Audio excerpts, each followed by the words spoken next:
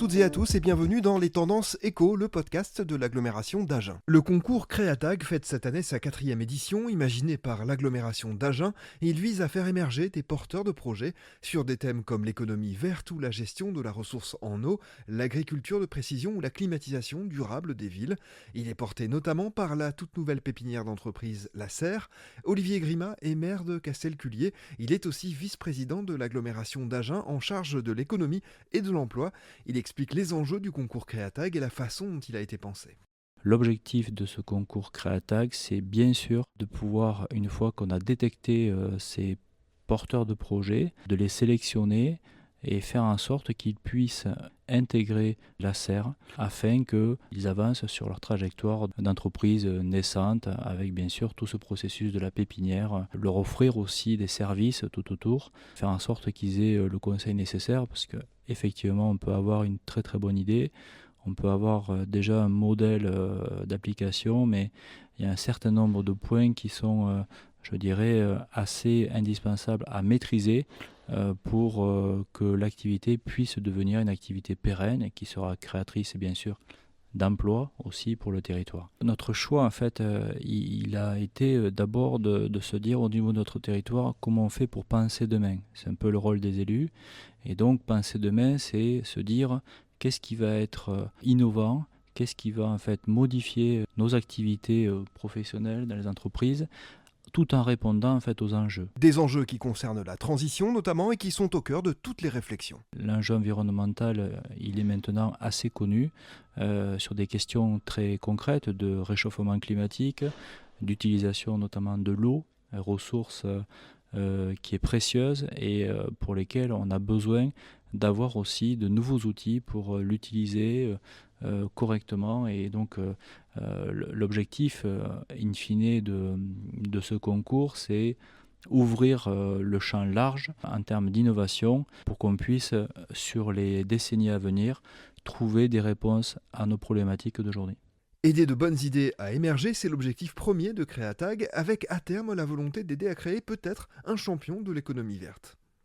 L'effet second de cette ambition que porte l'agglomération, c'est de se dire qu'on a envie aussi que ces projets innovants puissent naître sur le territoire et puissent y vivre et puissent prospérer durablement pour créer de l'emploi.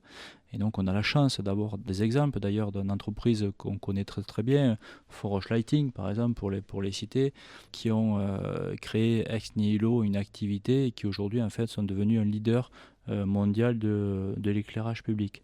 Donc on a bien sûr pas les idées très concrètes sur qu'est-ce qui va se faire, c'est le principe même de l'innovation. Par contre, on est déterminé en fait à constituer un écosystème propice à la naissance donc de nouvelles idées. Perrine Francôme est directrice de l'incubateur La Serre, inauguré en novembre dans des locaux signés Jean Nouvel. Elle détaille de quelle façon la pépinière s'est emparée de ce projet en collaboration avec l'agglomération et précise aussi quelles sont les modalités et critères pour pouvoir participer au concours.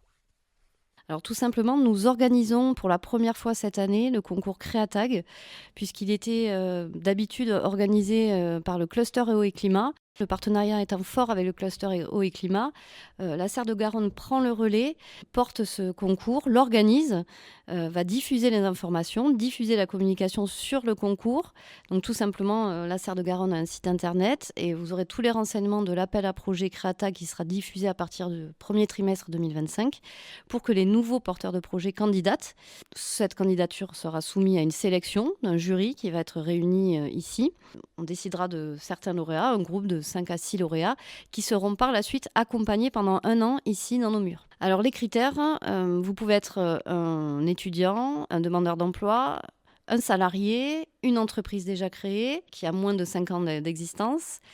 Vous pouvez être aussi évidemment un demandeur d'emploi. Donc les critères de sélection, c'est évidemment d'avoir un projet autour de l'économie verte, d'avoir déjà réfléchi à un business plan et à une idée de comment je vais commercialiser, comment je vais essayer d'apporter aussi de la valeur à l'économie verte. En gros, un projet innovant, il est aussi innovant parce qu'il apporte de la valeur, il crée une valeur économique et on sélectionnera à partir de cette donnée-là. Isabelle Berthoumieux est la présidente de la SER, elle est aussi la gérante de la société Agralis spécialisée dans le pilotage de l'irrigation.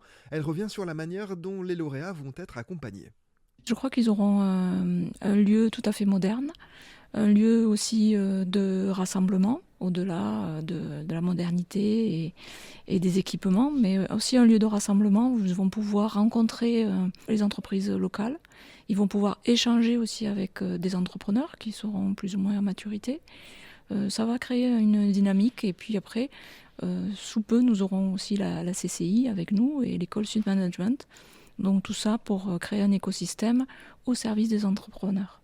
Être accompagné, c'est aller plus vite pour un entrepreneur, assure Isabelle Berthoumieux. Ça permet d'accélérer tout simplement, de bénéficier de l'expérience des autres, de pouvoir échanger avec ses pairs aussi et d'être rassuré parce que c'est une longue route la création d'entreprise.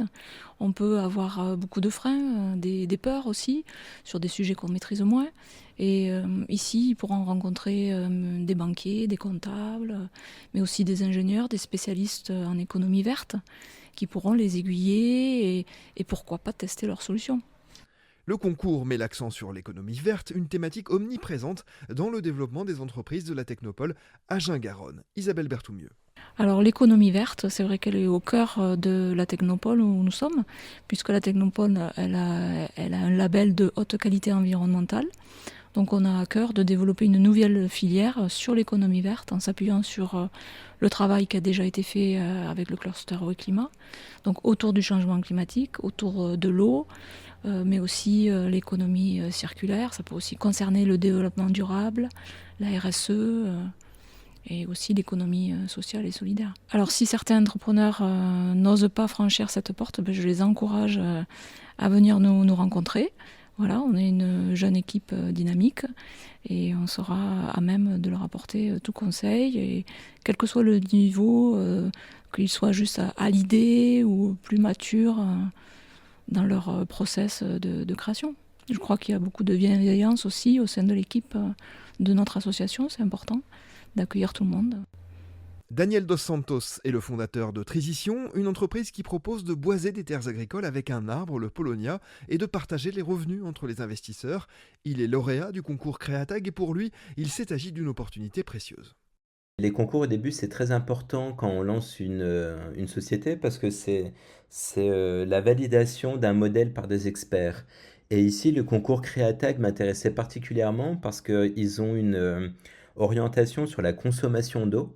Et ici, quand on regarde sur Internet, sur la culture de Polonia, on va un peu entendre tout et son opposé. Et je voulais justement avoir cette validation comme quoi cultiver du Polonia était bon pour l'agriculture. Et étant donné que la terre du sud-ouest, et particulièrement le Lot-et-Garonne, c'est une terre où ils ont l'habitude de la culture des arbres, passer un concours là-bas était vraiment représentatif, car c'est un milieu qui est composé d'experts.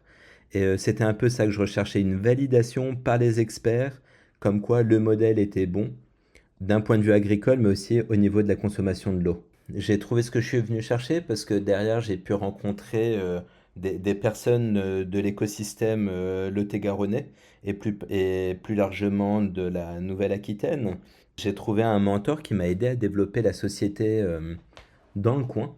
Donc il m'a mis en relation notamment avec le château La Bastide d'Orliac, qui est un de nos partenaires agricoles sur qui on va venir planter au printemps 2025. Et ça m'a permis aussi de me confronter à d'autres startups et donc de créer des synergies. Donc notamment avec Marco, donc qui recycle le café, avec une entreprise qui fait du marketing. Donc ça nous a permis vraiment de mettre un pied dans le sud-ouest et de pouvoir bénéficier de cet écosystème qui est très riche. Hugo Mérissi a fondé les Terres de Brouel, il élève des vers de farine à destination de la consommation animale. Il ressentait le besoin de confronter son idée à d'autres personnes.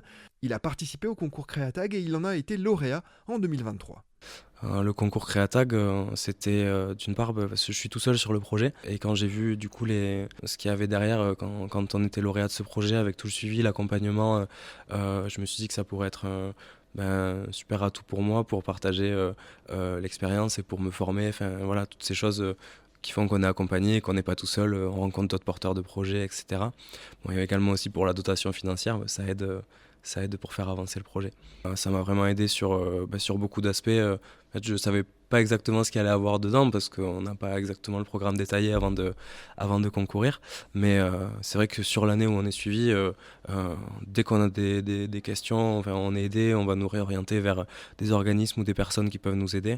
En plus des formations sur tous les aspects de l'entrepreneuriat, aussi divers et variés soient-ils, quoi. Enfin, c'est encore récent, quoi. C'était l'an dernier, mais je sens déjà que je pars sur des chemins beaucoup plus sûrs, entre guillemets, et je me sens plus confiant dans la voie que je prends pour mon élevage. Aux porteurs de projets qui hésitent à participer à Créatag, Hugo Mérissi a un message à faire passer. Le conseil, c'est de vraiment le faire, parce que ça coûte rien d'essayer, et les gens sont très bienveillants, et si vous êtes lauréat, c'est vraiment que du plus. Ça apporte vraiment beaucoup, parce que même si on a des questions très précises où ils vont pas forcément avoir la réponse, ils vont savoir réorienter. Et on voit vraiment tout ce qui touche à l'entrepreneuriat, donc peu importe le projet, que ce soit plus ou moins éloigné du cœur de ce qui est fait, il y aura toujours à trouver des nouvelles compétences et des réponses à nos questions. C'est la fin de ce podcast consacré à la 4e édition du concours Créatag. Merci d'avoir écouté.